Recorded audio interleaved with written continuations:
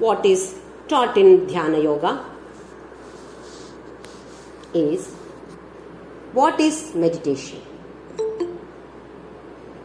What is the goal of meditation?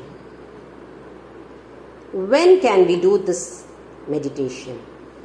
How can we do? Where can we do? What are the hurdles that we face during this meditation, process of meditation? And what is the solution for all these hurdles? If there is a hurdle, if there is a problem, definitely there will be a solution for it. So what is the solution for all the hurdles that we face while meditating? What do we get by this meditation? What is the result of this meditation? All these are beautifully explained by none other than Paramatma himself, Bhagavan Shri Krishna, and to the well-deserved friend and devotee and student Arjuna, who was in the depressed state, just like all of us. We are also in a similar condition most of the time. What should be done? We should live life intelligently. Consciously, one must lead the life. Otherwise, we are throwing the precious stones in water, and later there is no point in repenting. As we have seen in the previous chapters, Krishna advertises for Karma Yoga because that makes the mind purified. We become purer and purer when we perform Karma Yoga with the Yajna concept or selfless actions. We become purer and purer. Only when the mind is purified, meditation can happen, not otherwise. That is why most of us are struggling to meditate. Even for 5 minutes, we are not able to sit in a place with mind focused on something. Mind is wandering here and there. We must first become humble. We must realize, we must keep on telling our own selves, I am nothing. The first point is, I am nothing. Second one is, I know nothing. Third one is, I have nothing. Fourth one is, I can do nothing. This is place from where we have to start. If we feel that I know everything, meditation can never happen. What we must understand is, we cannot do meditation. There is nothing like doing meditation. Meditation should happen. We should do meditative actions like sleeping. We say, I am going to sleep. We can only perform some actions which become catalysts to get to sleep. By ourselves, we don't know how to sleep. We can only prepare ourselves for sleeping. Sleep has to happen by itself. In the same way, meditation has to happen by itself, not that we do meditation. We wrongly say, do you do meditation? Yes, I do meditation. We do only meditative actions. Some of the qualities, virtues that we have to develop if we want to meditate is what we call as ethics, ethical values. one should be sincere, one should be compassionate, loving, understanding. So many such qualities, humble, gratitude, fill the heart with gratitude. These are all called as Bahiranga Sadhana. Only when we prepare ourselves with the help of these Bahiranga Sadhana, it is possible for us to do the Antaranga Sadhana. External sadhana is known as Bahiranga Sadhana. Internally, what we must do, we call this as Antaranga Sadhana. Unless the mind is peaceful, we cannot meditate. Mind should be peaceful. When does the mind become peaceful? Observe the mind. Desires are there. Mind is agitated. Mind is disturbed when we have any kind of desire. And assume that we have a desire for obtaining a particular object. And by hook or crook, I try to get that object and I got it finally. I am extremely happy about it. Now what happens? Now the mind is quiet. Observe the mind now. Observe the mind when we have desire. We will come to know that whenever we have any kind of desire, mind is disturbed, mind is agitated. And we also have to observe when we get what we desired. Then we have to analyze. My mind is quiet now. Is it because of the object that I desired, that I got now? Is it because of that? If at all we feel that it is because of the object that I got, that my mind is quiet, we will definitely run behind objects forever. We will try to improve ourselves only when desireless mind is existing. With these desires, as we have seen, all the siblings, Kama, Krodha, Lobha, Moha, Mada, Matsarya, one after the other, all these definitely will be born. And mind continues to be agitated. Just for an example, when we are dealing in the world with some of our own friends, we are not in good mood and somebody passed jokingly some nasty comment. It was only a joke. But since I am not in my mood, I did not accept it well and I react. Instead of responding to the situation, I negatively react. Reaction is done. I come back home. Observe the mind. Mind is agitated. Mind is disturbed. You call everyone and say, this is what that lady has done. This is what that person has talked about me. Is it right? Is it right? Is it right?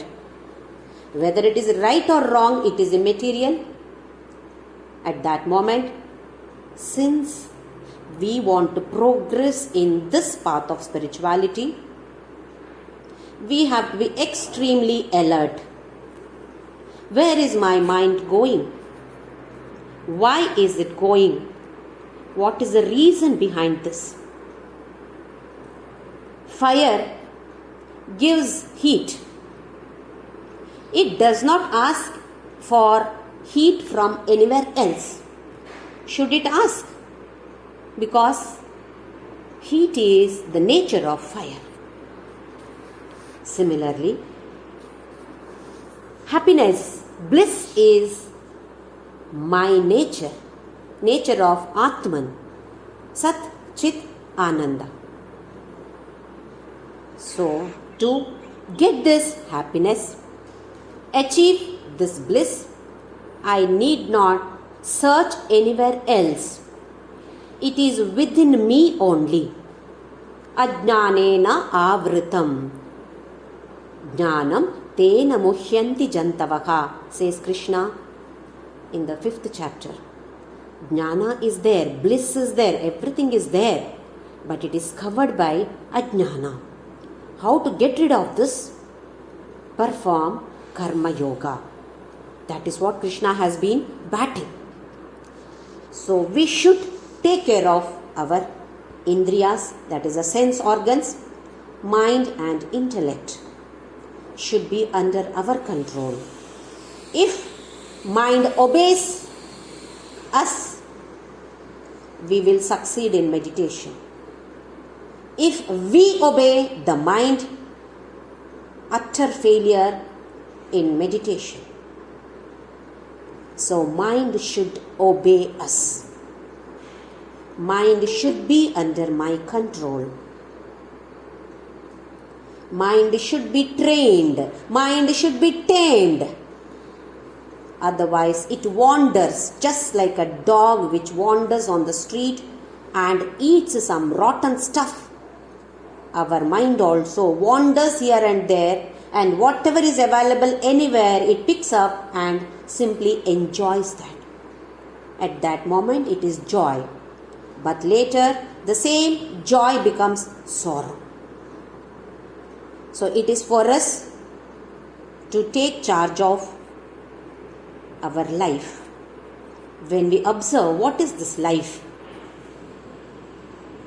Just life is nothing but happiness hunting.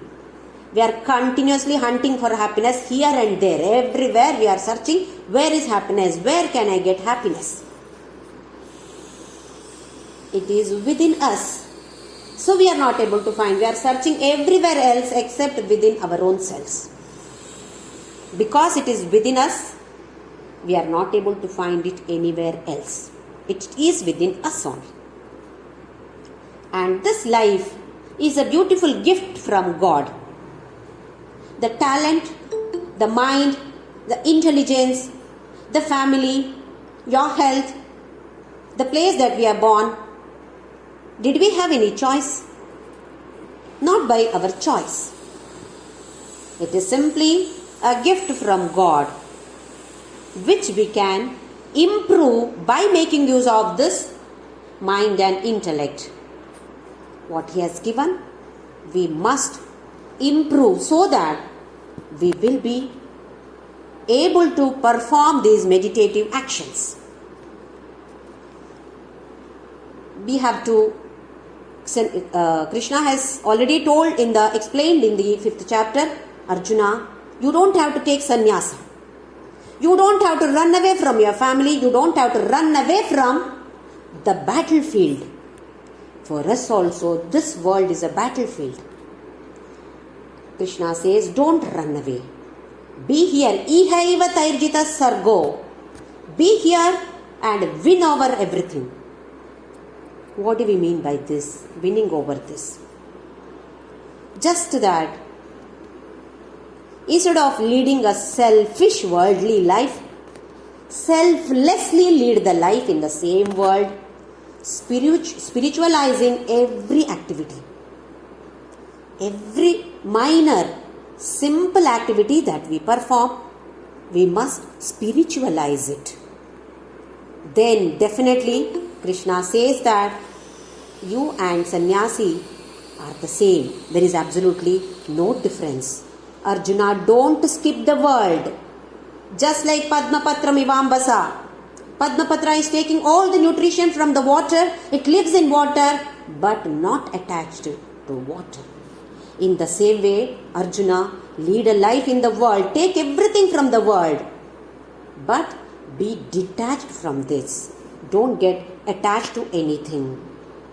Janaka was Rajarshi, Raja as well as Rishi. All the wealth he had, but least attachment. to whatever possession he had, whatever position he had. There was absolutely no difference. Just like a fruit which is there on the tree, if you pluck it before it is ripened, what happens? It is not tasty then.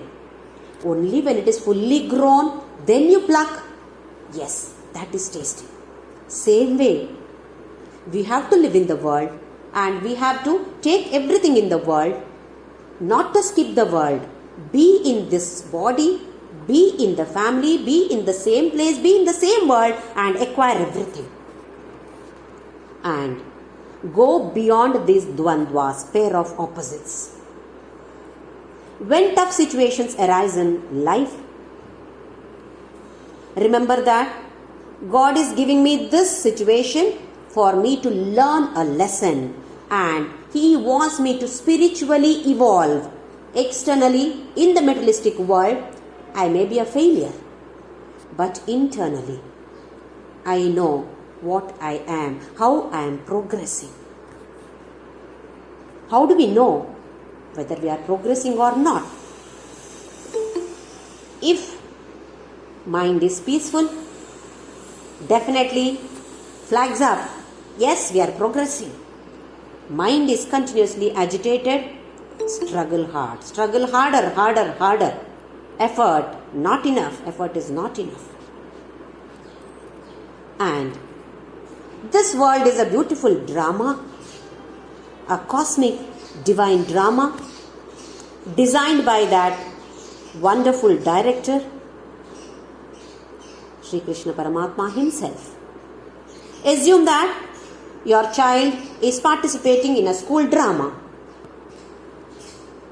The child's role is of a servant. On the day of this performance, on the stage, the child goes to perform the role of a servant, but behaves like a king, talks like a king, acts like a king only. What is the king supposed to do? That dialogue uttered by your child. Will we be happy? Will the director, probably the teacher, be happy about this performance of the child? The child will be scolded later by the parents as well as the teacher or whoever is the director. Why did you do like this? The child says, I wanted to be a king. Why should I be a servant? Hey, this is only a drama. Won't we pacify the child? In the same way, this is a beautiful cosmic divine drama directed by Him. What is the purpose? Speedy salvation of each one of us. That is why He has designed it beautifully. What are we doing? We do business with God. Give this to me, give this to my child, give this to my husband, then I will give you one gold chain. I will donate so much money to your temple. I will do this, I will do that. Business with God. Do we have love for God then? He has His own plans and we bother Him. Finally says, come on, you take it. And then we face the consequences of getting that object. So it is our duty to play our role, whatever role God has assigned to us. This particular role we all have to play to the best of our knowledge, remembering that originally I am not this. This is only in this drama my role. Originally, who am I? I am none other than Krishna Himself. Krishna has come in this form. I am Krishna only. Aham Brahmasmi. Let me keep on reminding myself, this is only a drama that I am playing. This too will pass. Good or bad, that too will pass. So we all should remember that we should renounce all our selfish desires. Our aim should be to please God. Till now we were saying that while performing any action with the yajna concept and think of Krishna. Now we'll slightly modify that by saying that, yes, think of Krishna, but think that I am pleasing you, Krishna. You are pleased with this action of mine. My aim is to please you, not anybody else. We are more worried about pleasing others, pleasing the world. We are waiting for a certificate from so many people in the world. If they don't give certificate to us, we feel bad. I did so well, but still, I do so much for them, but still, not even thanks from them. Let us not perform any action with such selfish desires. We must renounce not the world, but the selfish living in this world. So Krishna says, you need not take sannyasa. Let us see what he says in the first shloka of 6th chapter, Dhyana Yoga. Atha Shashtodhyayaha Dhyana Yogaha. This is also known by the name Atma Samyama Yogaha. Shri Bhagavan Uvacha Anashrita Karma Phalam Karyam Karma Karoti Yaga Sa Sannyasi Cha Yogi Cha Na Niragnir Na Chakri Yaga. Anashritaha Karma Phalam Karyam Karma Karoti Yaha. Yaha is who? Whoever performs his bounden duties. Karyam, karma, performing all our activities, our actions. How? Anashritaha karma phalam. Not dependent on the result of our actions. This we have been seeing. Karmanye vatikaraste ma phaleshu kadachana. From the second chapter, Krishna has been stressing on this point. Here, once again in the first shloka itself, he stresses it, the same concept again. Anashritaha karma phalam karyam karma karoti yaha. Whoever performs all the bounden duties without being dependent on the result of the karma. Sasannyasi cha yogi cha. Such a person is sannyasi and such a person is yogi. Na niragni na chakriyaha. Na niragnihi na chakriyaha. Let us see what he means by this niragni and akriyaha. Niragni. Agni is fire. Niragni. No agni at all. When we observe a grihastashrami, earlier days they used to perform lot of homa, havanas, yajna, yagas, etc. Fire was compulsorily needed and every house they used to do agnihotra. A sannyasi does not need to perform any of such activities which involve fire. What is the purpose of performing any of these yagas, homas and all by the grihasthashramis?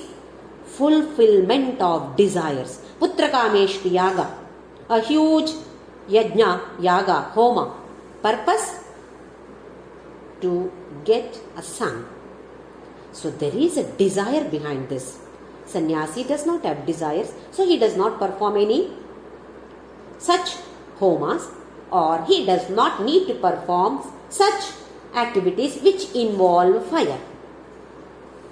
Whereas we grihasthashramis need that. And the second purpose of fire is in the kitchen. We need fire in the kitchen to cook our food. Purpose is to feed the family members and the guests. Atiti Devo Bhava. Whoever comes, visits us, we are supposed to feed them. This is the responsibility of a grihastha-ashrami, not a sannyasi. Sannyasi does not cook for himself. He is supposed to beg. In case anybody gives him anything, yes, he is supposed to eat that. And the final one, what is needed is the sacrificial fire. In this fire, we have to burn all our desires, our likes and dislikes, pleasures and sorrows, all the pairs of opposites, everything has to be burnt here. This sacrificial fire, what we call as Jnanagni. In the 4th chapter also, Krishna has explained about it. Jnanagni Dagdha Karmanam. All karmas will be, the consequences of the karmas will be burnt when we light this fire of Jnana. So we call this as a sacrificial fire, a tapas. So 3 kinds of fire. What Krishna says is, the person who does not have this Agni, he does not attain this. Not only just sannyasi, yogi, whoever is becoming sannyasi and yogi, who is that person? Not a niragni, not a kriyaka. A kriyaha is one who is not performing actions. He is not a sannyasi, he is not a yogi. If you renounce use of fire, you are not a sannyasi. If you renounce all your actions, you are not a yogi. Then, who is a sannyasi? Who is a yogi? Anashritaha karma phalam. Whoever is not depending on the results of all the actions is declared as sannyasi as well as yogi. What declaration? Krishna roars in the battlefield. Arjuna, you are thinking of going to Himalayas wearing orange robes? Don't think that by wearing orange dress, orange sari you wear, you don't become a sannyasi. Go to Himalayas, you don't become a sannyasi. You don't become a yogi by going to Himalayas. By taking external sannyasa, you do not become a sannyasi. A grahastha-ashrami can become a sannyasi. Anybody can become a sannyasi, provided this is compulsory. So, Krishna here once again bats for karma yoga. Says that only a karma yogi can become a dhyana yogi. So, in the 5th chapter, he kept on telling Arjuna, don't take sannyasa. Because Arjuna's mind was going towards that. Why not I take sannyasa? Because this job of killing my own people, no, I can't handle this. Swajana. Instead of that, it is better to take sannyasa. So Krishna says, just by wearing orange robes and going to Himalayas, you do not become sannyasi, Arjuna. Just by renouncing the kinds of fire, you don't become. You become only by performing actions without any attachment to the results of your actions. Paramahamsa Yogananda of Yogoda Society, who has authored the wonderful book Autobiography of a Yogi, says that here karma means meditative actions. Karya is your daily activities, whereas karma is meditative actions. It does not mean that you are sitting here for meditation, no. It talks about your actions that you perform 24 hours a day. How careful you should be. A single mistake will cause you a lot. You will be a failure on that day in meditation because mind is agitated. Mind is disturbed, you cannot be successful in meditation. So he beautifully explains in his commentary, give importance to meditative actions. Immediately one cannot be able to be successful in meditation. Slowly you progress. How? Being alert. Live life intelligently, consciously. Every moment you should be conscious, what am I doing? With this action of mine, is Krishna pleased or not?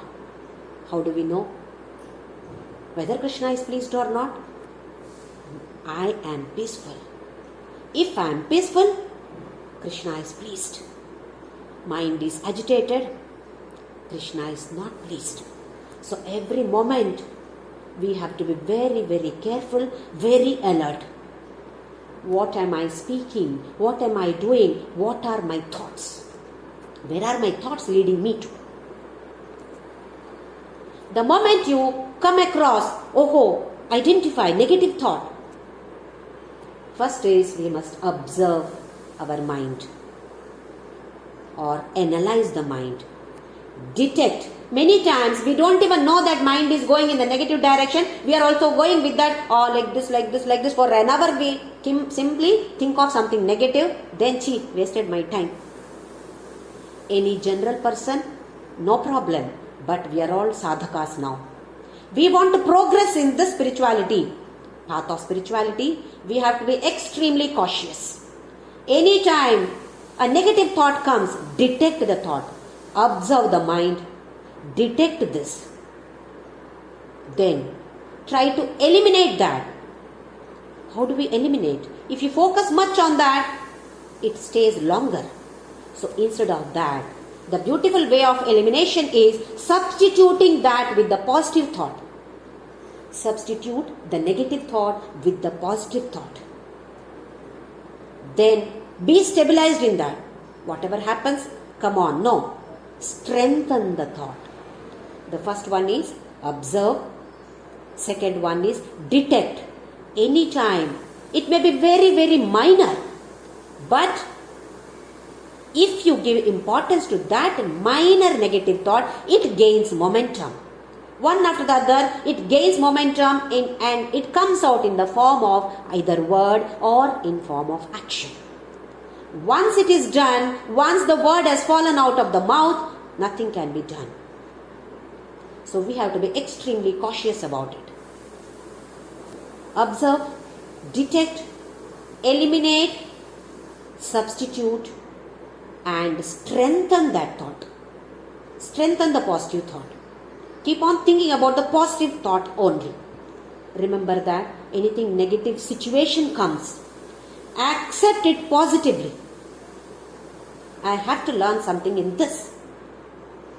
Because once we learn how to accept any negative, unpleasant, apparently unpleasant situation in a positive way, that becomes our nature. What is nature? Just by practice. Initially, yes, what we carry, that vasana. But once that comes here, I know, no, this should not be there in my mind. I should not get this. It has come already, okay. Now, I will replace this with the positive thought. So, like this, put all our efforts. Definitely, we will succeed. And that becomes our nature then. Any tough situations, we will look at it from the positive perspective. Every situation has negative and positive sides. Every coin has two sides. So we will be able to look at it from the positive side. We leave the negative and take only the positive from this, and we can live happily, or the mind is peaceful and mind is free now. When we were driving our car, if you are a driver, you have to be alert. Which way I have to take? Where should I stop? I should keep looking at the board. Oh, this is the store that I want to stop. Okay, I should stop here. I should keep looking at that. Whenever that board comes, I should stop there. And anybody is honking from behind, I should give way for them. Whenever I take over, then I have to overtake. When I have to overtake, I have to be very cautious.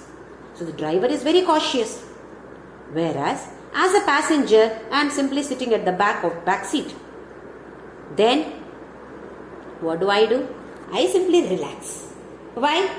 I don't have to worry about it. The driver is there, he takes care. Exactly the same concept we have to apply here. Implement that concept here. If the mind is continuously busy, how can it perform meditation? Meditation can never happen when the mind is busy. Mind should be quiet. Mind should become very, very quiet. Mind should be peaceful. Only then meditation can happen. So it is our duty to quieten the mind. Let us see later he gives beautiful explanation how we can quiet the mind.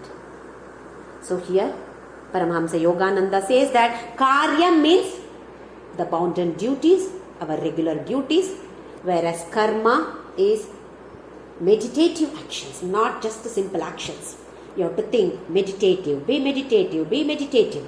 Every action should lead me to this success of meditation. Even it's for 5 minutes, okay, but I should be successful in this. And different kinds of karya or karma also comes under the yajnas that we have already seen once. Let me just briefly introduce once again to that, bring that concept here. Pancha yajna. First one is Deva yajna, second Brahma yajna, Pitru yajna, Nru yajna, Bhuta yajna. Deva yajna, whatever that we have got here in this world has come from God. So we should be grateful to Him, express our gratitude to Him in some way or the other.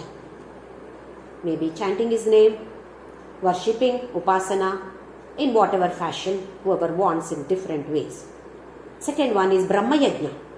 Brahma here is knowledge, not the creator Brahma. Brahma means knowledge. We have got so much of knowledge. We have to give gratitude to the knowledge. How do we do this? By reading our scriptures. We simply wrap Bhagavadgita, Ramayana, Bhuka Sundara Kanda, etc. Wrap it in beautiful silk cloth and keep it for worship, do arati, etc. No, Krishna does not want this. Read it, understand it, implement it in your life. That is what He wants us. This is Brahma Yajna. Second one is Pitru Yajna.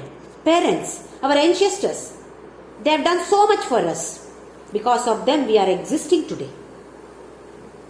They have sacrificed so many things for our sake, for our happiness. What can we give back?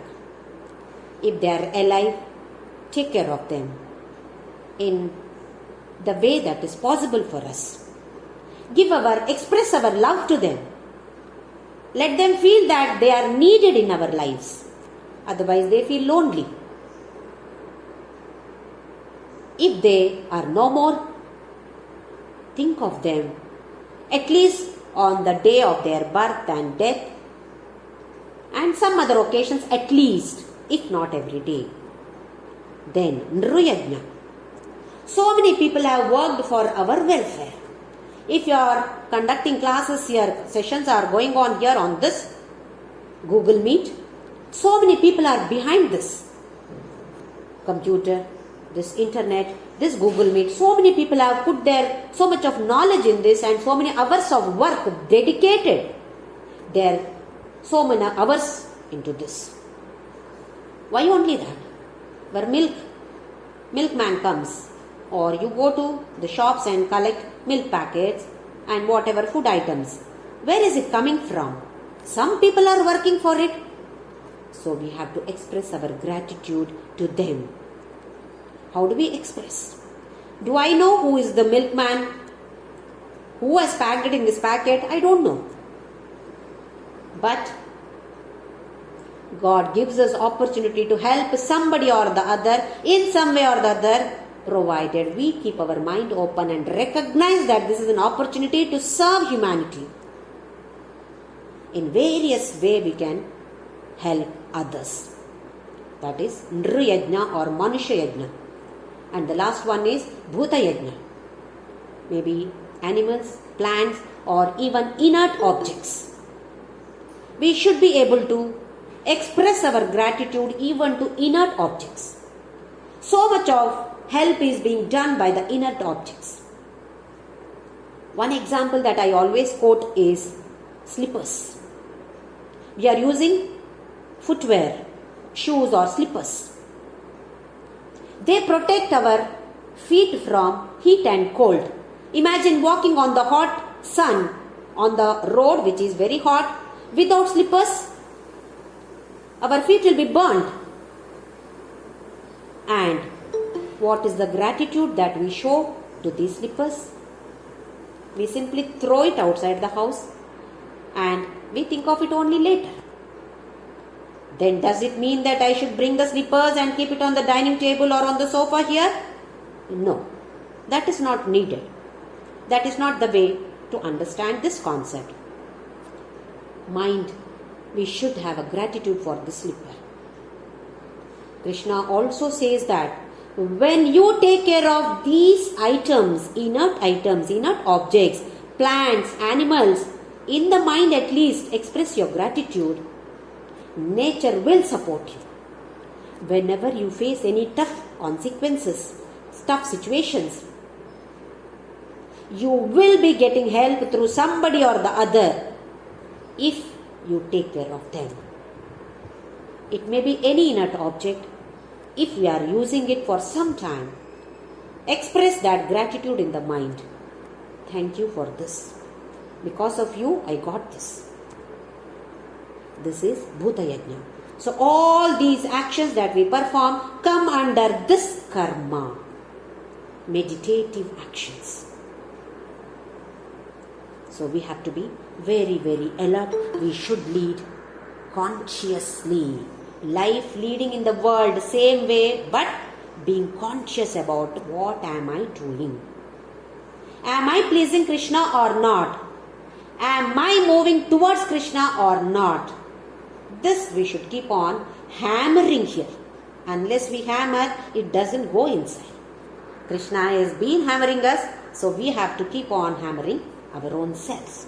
Next shloka. Yam sanyasamiti prahuhu yogam tam vidhi pandava nakhya sanyasta sankalpo yogi bhavati kashchana. Yam sanyasamiti prahuhu.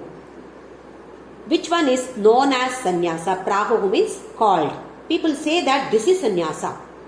Whatever they say sannyasa, that is yoga. Tam, that one is yoga only, vidhi pandava. Understand that sannyasa and yoga are not different. They are the same.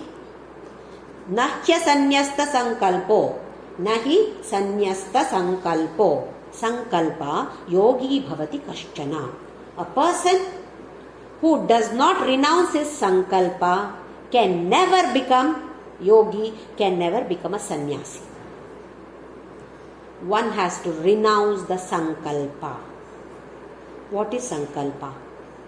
All of us keep on hearing this in temples when we perform any pujas. Sankalpa. What do we say? What do we have to do there? We simply say mama. Pujari does everything. This is for the welfare of me, my family. And sankalpa is that I should be becoming better. My family should live peacefully. Something better should happen. He should get promotion, should get grandchildren or children or examination, IIT, blah blah. So never ending sankalpas. Sankalpa is kalpana. Samyak kalpana is sankalpa. Kalpana is imagining, planning, visualizing. When we renounce this, then he says, you become yogi. Otherwise, no. Kashchana, never you become a yogi, Arjuna, if you have sankalpa. You must renounce sankalpa. That is planning. How much we plan. The mind is continuously in the process of planning. One after the other, one after the other. Starting from which saree should I wear today? Starting from this, continuously it is busy planning. Then a doubt arises. Then shouldn't we plan? Without planning, can we lead a life? Here, what Krishna means is selfish desire planning. Do not have any plans for selfish desires. A desire like, I should succeed in meditation.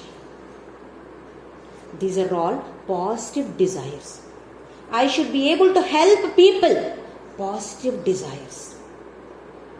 I should only get this. That person should not get it. Only I should get. Only my children should get. Only my husband should get. Others, no. This type of sankalpas should be renounced. Whereas what we discussed just now, meditative actions, all those are not to be renounced. Only selfish sankalpas should be renounced.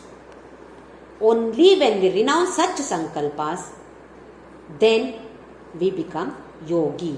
So now the same thing what we did earlier, we are saying that Krishna, this is for you I am doing. Any action that I am performing, not for my husband, not for my children, I am doing for them because you are there in them. Isn't it the same concept then? Then my sankalpa is good. Then I can have that. Otherwise, selfish sankalpas should be renounced. If you want to become a yogi, you must renounce selfish sankalpas. Unless you become a yogi, you cannot become a dhyana yogi. Unless we renounce the sankalpas, selfish sankalpas, we cannot become dhyana yogi. All of us want to be successful in this meditation, isn't it? That is even my desire. Yes, I should be successful in meditation. But what is happening? Mind is wandering. Why? Not yet purified. The next shloka. Arurukshor muner yogam karma karanamuchyate yogarudhasya tasyaiva shamah karanamuchyate. Arurukshor munehe yogam. Munihi. Muni is one who does manana, one who does contemplation. What we have learned, keep on contemplating. How can I perform this? How can I do this? What did I learn today? How should I do this? That is contemplating on that particular point. Such a person is known as Muni. One who does manana is Muni. Now here there is a Muni who wants to climb this yoga. Arurukshor muner yogam. Aspiring to reach the highest level of yoga. Arurukshor munehe yogam. That is highest level. We want to scale this height of yoga. We are performing. We are still somewhere here. We have to reach the summit. Mountain there. Mountain is there now. We have to reach that summit. Then, to reach that, what should you do? Karma karana muchyate. Karma is only the needed thing. You have to perform karma. How? Anashritaha karma phalam, sankalpa sannyasa. These are needed. He says, do you want to scale the heights of yoga? Then perform your actions. Then yoga rudhasya tasya eva. Once you have established, you have reached that summit, you have become yoga rudha. Arudha is sitting on the throne. On the throne of yoga you are sitting. Then what is needed? Shamaha karana muchyate. Inaction. Then no action is needed. Controlling everything. Indriya. All those are done. That is shamaha. Shamaha karana muchyate, and quieting the mind. Till then, keep on performing actions. Once you have reached that level, now no need to perform action. Now what is needed? Quietening the mind is needed. You have reached that level. No more needed. Whether you perform or not, no difference. But now you should focus on shamaha, quietening the mind. Mind should become quiet and peaceful. Now, we call ourselves as samsaris, one who is in the samsara. Actually, every grihastashrami need not be a samsari. If our focus is on the external world for happiness, we are samsaris. May that person be sitting in the Himalayas wearing orange robes. If that person is looking at the external world focusing on the external world for deriving bliss or happiness, he is a samsara. He may be wearing orange robes, he may be in a ashrama, he may be in a mata, he may be in a temple, but his aim is to get more number of devotees, to get more money to the mata, ashrama, temple. If that is the focus, he is also a samsari. That is, if at all our focus is on the external world to derive happiness, we are samsaris. Then who is a sannyasi? If at all your focus is within to derive happiness, you are a sannyasi. You may be in the samsara, you may be a grihastha-ashrami, but you are deriving happiness from within. You can give a certificate to yourself, yes, sannyasi. Because this bliss is within. It does not come from the external objects. It does not come from another person. It does not come from an object. It does not come from a situation. It is only our illusion. Maya, we are thinking that if this person is there in my life, I will be happy. And sometimes if this person is not there, then I am happy. If this object is there, I am happy. Sometimes if this object is not there, then I will be happy.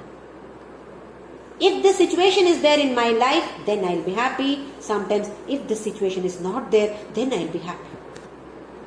No, nothing of that sort. It is only illusion. Only because of ajnana, we are dependent on all these people, object, situation for our happiness.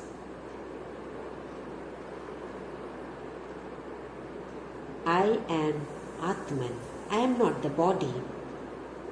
The nature of Atman is Sat Chit Ananda. So it is there within me. Why should I look for it anywhere else? I should try to lift that curtain. Curtain is covering that bliss. I should be able to lift that curtain. And I should be able to get that within my own self, what is there. I should be able to identify that. This should be the aim. This also we have learnt in one of the shlokas in 2nd chapter. A person who is blissful within does not beg for happiness with anybody else. We all should become like this. It is within me. It is within me. I need not search for it anywhere else. It is my nature. So, even if I am alone, I will be happy. There are so many people who cannot live alone even for a few hours. They need somebody or the other in the house. If not anybody, TV should be on. Some sound should be there, otherwise I will be scared. Come out of this. You should be happy to be alone. People who are alone here, be happy that you are alone. You will be able to realize that happiness, bliss is within me. Till now I was with that person. Now that person is no more with me. Does not matter. Happiness, bliss is within me. I will know this. With the concepts of this Bhagavadgita, what Krishna is preaching and advising Arjuna, and prescription for us, I should be able to lead a blissful life. No complaints, no grumbling. When there is no desire, how will I grumble? How will I complain? Whatever comes, Ishvara Prasada only. Whatever I am doing, Ishvara Arpana. Whatever I am receiving, Ishvara Prasada. So where is the question of grumbling or complaining? No. Not even grumbling and complaining to God, about God. Why did you do like this? I am chanting Vishnu Sahasranama, Lalita Sahasranama, Ramanama so many times. Why did you do? No, no such complaints. and no negative or finding faults with others too. This is one of the most stupid quality of us, that we find faults with others. Are we perfect? But still, we find faults with others as though we are perfect. So there is one ideal me. I should be like this, I should be like this, we know. But actual me is totally different. Actually what I am is different from ideally what I should be. Ideal me, actual me, there is a big gap. I know I should be like this, but am I like this? Actual me is completely different from ideal me. We have to fill up that gap. It should come back here to ideal me. So Krishna beautifully describes how you can come back to this ideal me. Whatever is prescribed by Krishna, let us try to follow. Put all our efforts. We may fail, but try again and again, so that one day or the other we will definitely succeed, and we will be succeeding in meditation, not only in meditation, but in reaching Him too. Then we are out of this cycle of punarapi jananam, punarapi maranam, punarapi janani jathare shayanam. Yad gatvana nivartante tad dhama paramam mama. Yam prapyana nivartante tad dhama paramam mama. Krishna beautifully has declared. So let us all try to reach that dhama, parandhama of Krishna, by chanting Ram Nam right now.